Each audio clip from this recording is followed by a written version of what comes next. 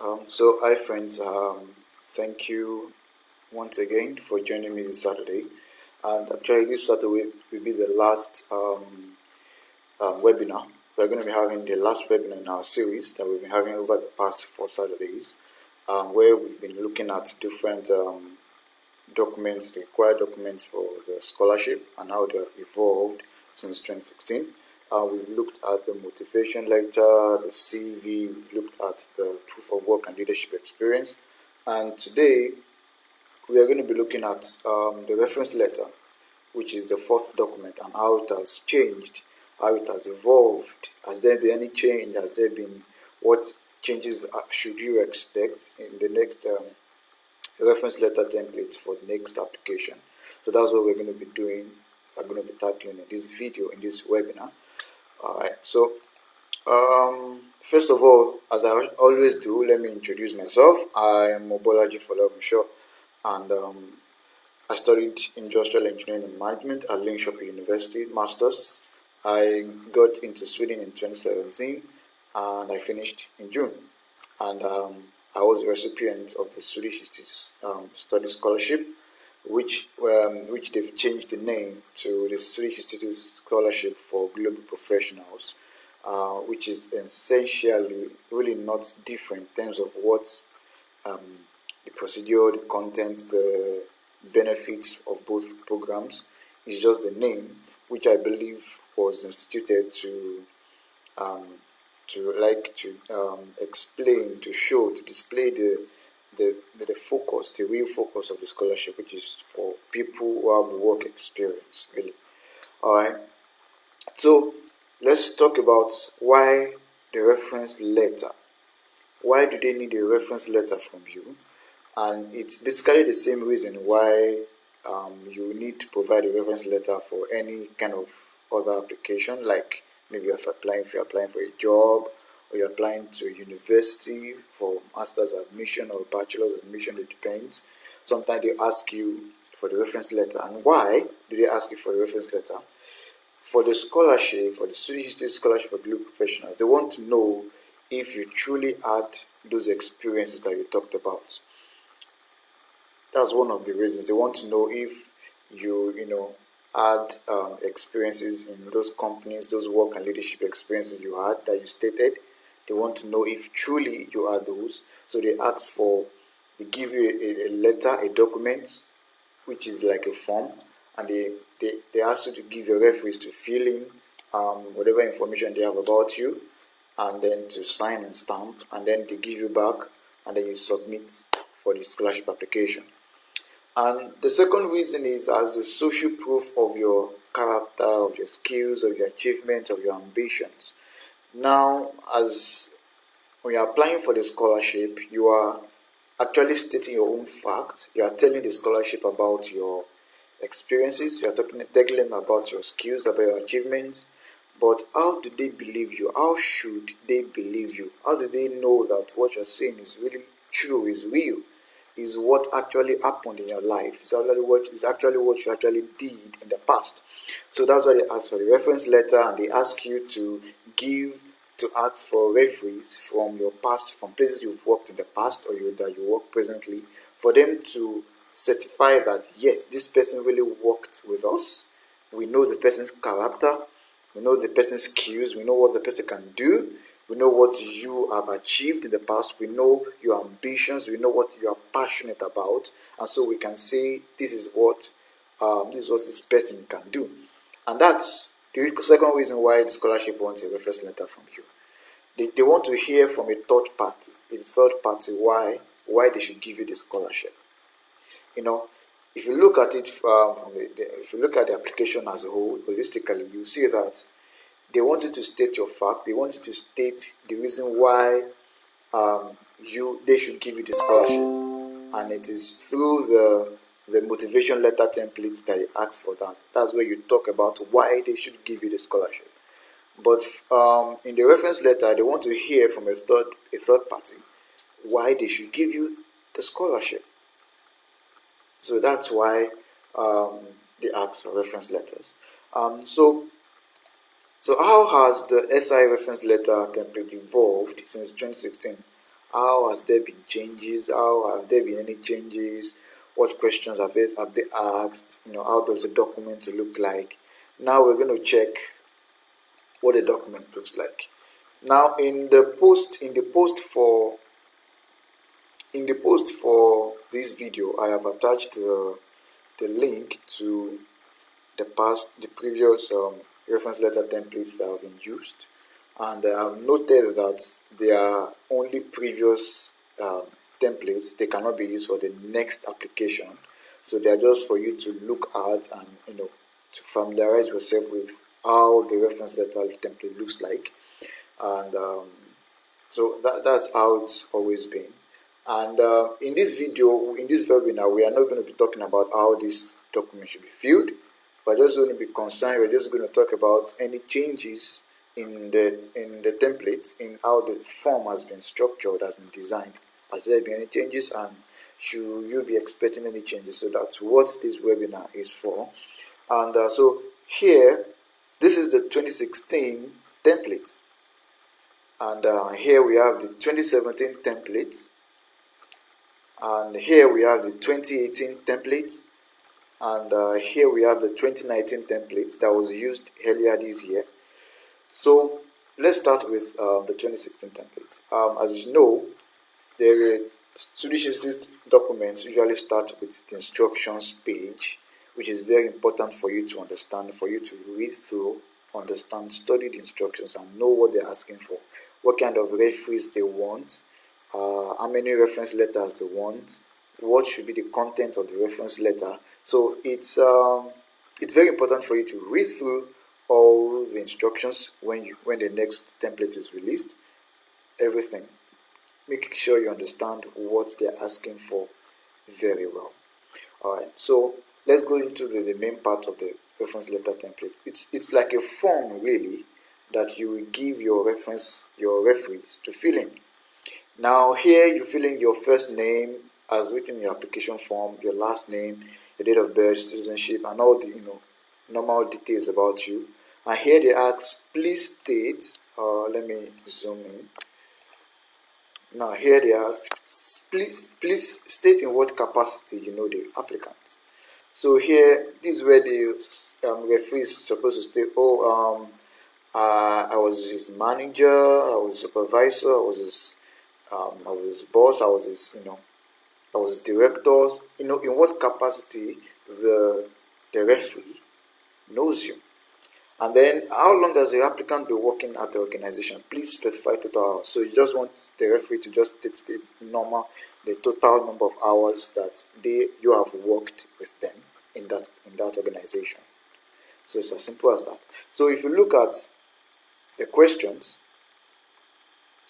the first one says, in your opinion, that they are talking to the referee here, in your opinion, how would a SI scholarship for studies in Sweden be valuable for the professional and academic development of the applicant? And let's look at the second question. Briefly comment on the applicant's potential to contribute and to drive social change in his or her context.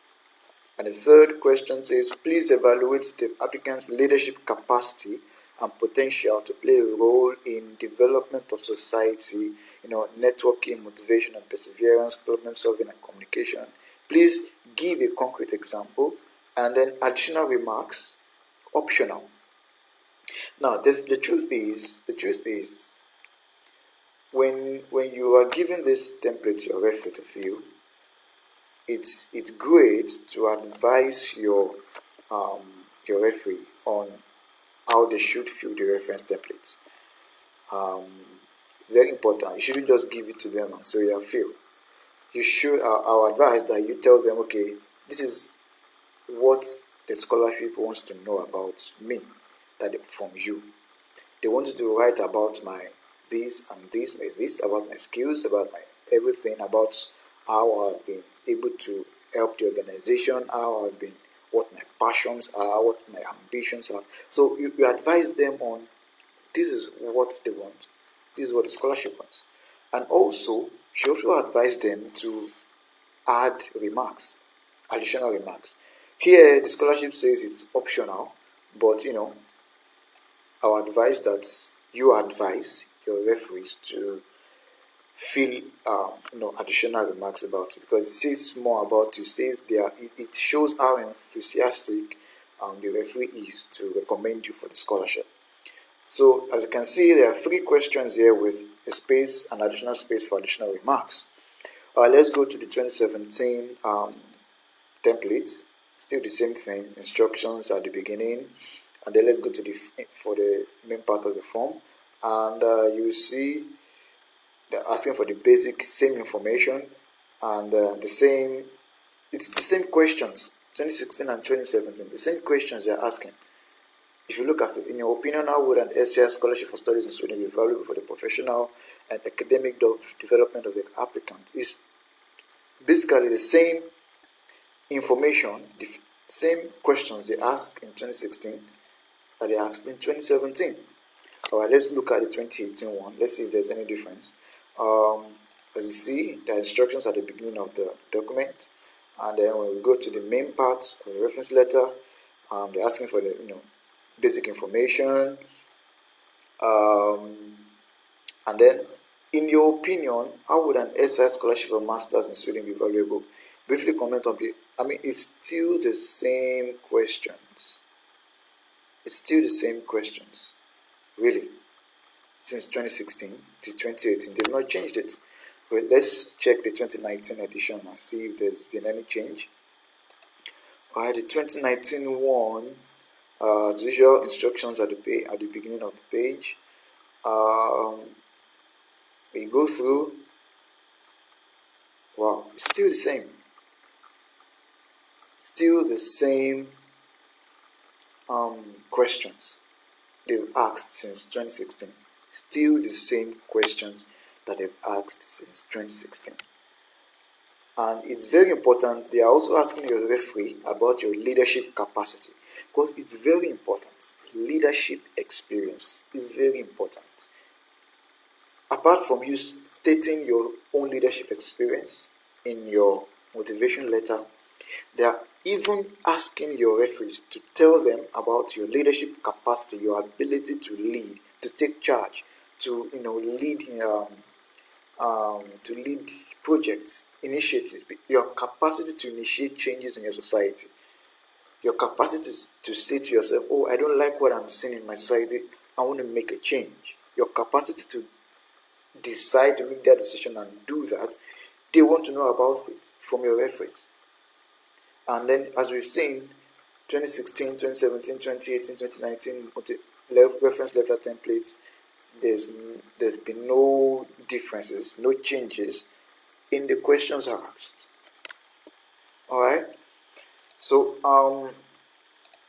really, what should we expect in the next reference letter template? Based on what we have seen so far, there's been no changes since 2016. So personally, in my own opinion, now I'm saying this because it is my personal opinion, and I'm not speaking as an official of the scholarship. I think there may not be any changes in the questions that we asked in the next reference letter template. So it's just a personal opinion, and it's not an official statement from the scholarship. So it's just a personal opinion, really. So you can check. I've attached a link to this reference letter template in the post. You can check the post later to see for yourself. To see for yourself how the documents have been throughout the years, really. All right. So it's a short webinar, really, very short, and we've come to the end of it. So I will be entertaining questions that you might have. So if you have any questions, you can just ask now, and I'll reply as soon as possible.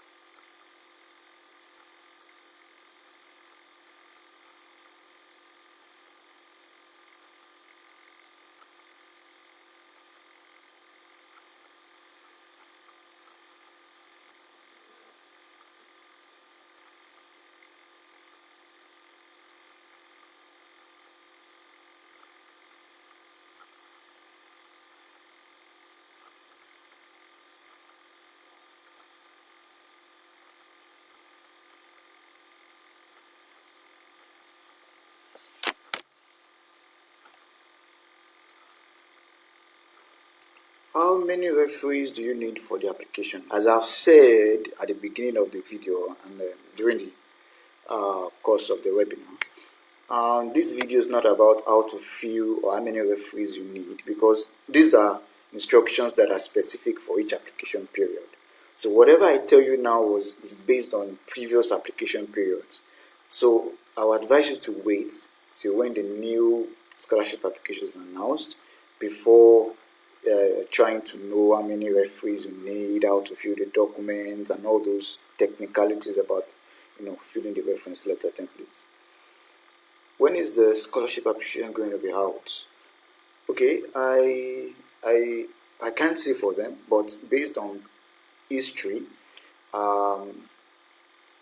the scholarship application will most likely be announced in maybe in November or December of this year, and then application will start in February. I'm just saying this based on history, based on what has been occurring in the past. Really. Please, if those filling the template are two, how is the signature going to be?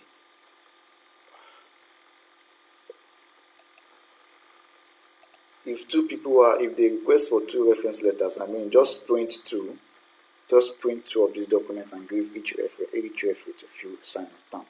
That's all. Yeah.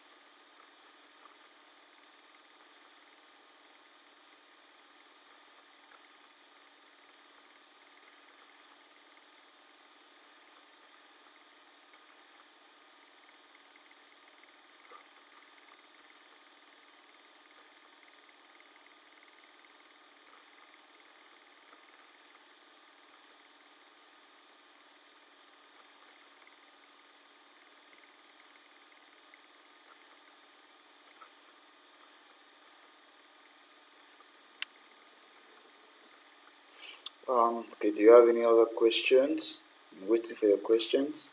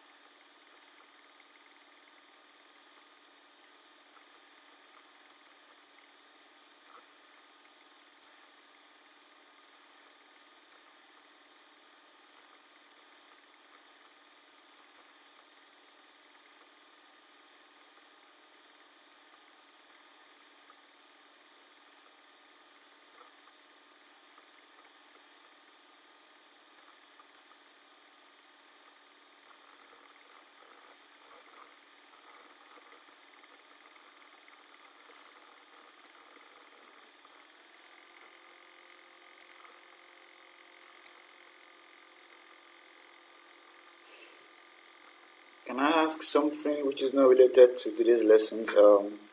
Okay, you can ask. Let's see if we can answer it.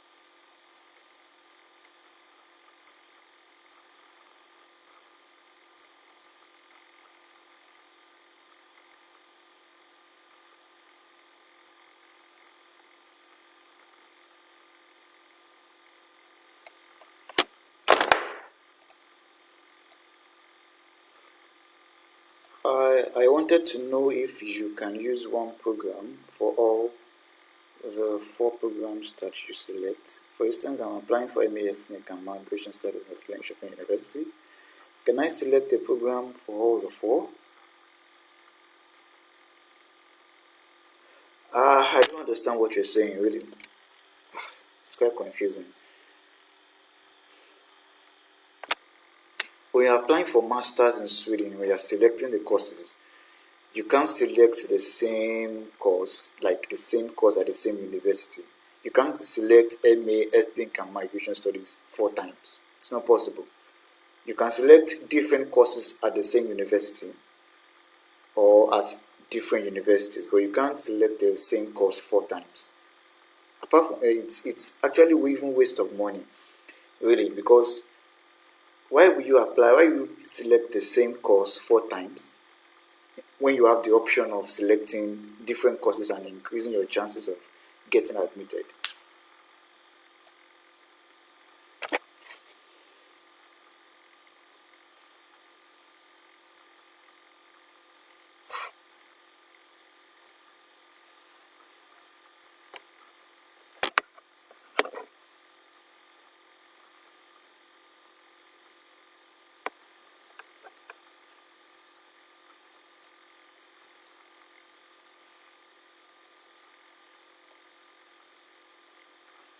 Well, as I said, what I mean is, can I use it as my first, second, third, and fourth? No, no, you can't. It's not possible. I mean, and it doesn't even make sense to choose the same course 4 times when you have the option of choosing different courses and then rank them first, second, third, fourth, and increase your chances of getting admitted in at least one university at in one of the four. Really, you can't select the same course at the same university 4 times when you're applying for masters in Sweden. It's not possible.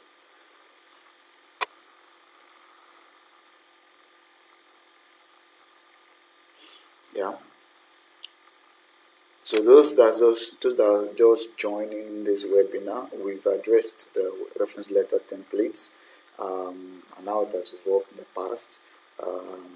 So after this, and right now we are just taking questions and answering questions. So if after this session, you can just go back to the timeline of the group, this Facebook group, and check this video. This video will be available there for you to check later.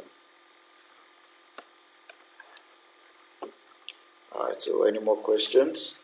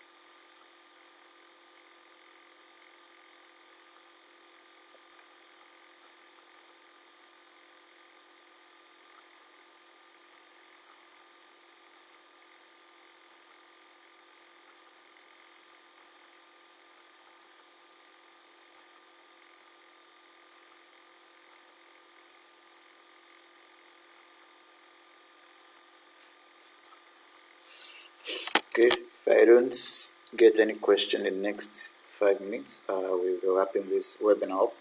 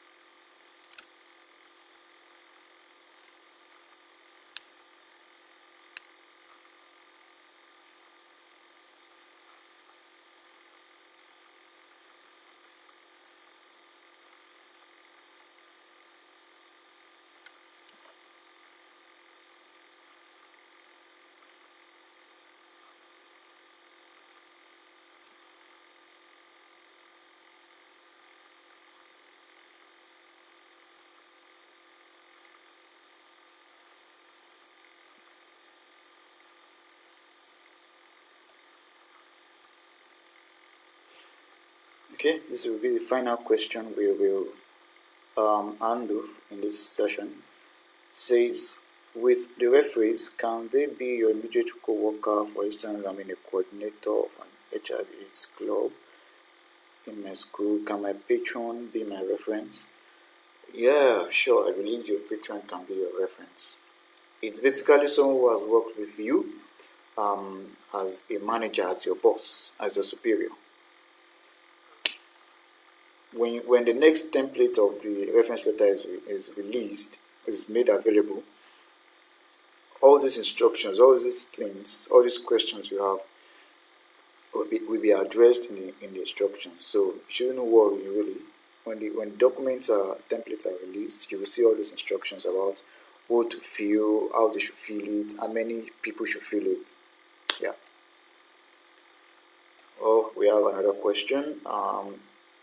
Let's see. Hello, would you please shed more light on who should be the referee?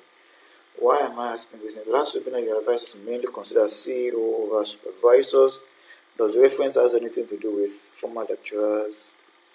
Well, I can't remember making any blanket statement that you should consider CEO over supervisors.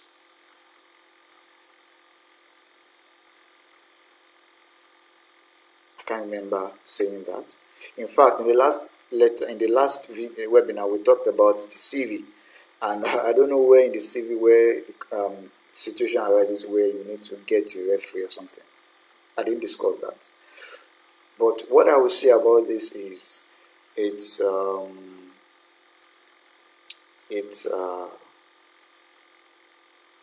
who can be your referee is let me show you.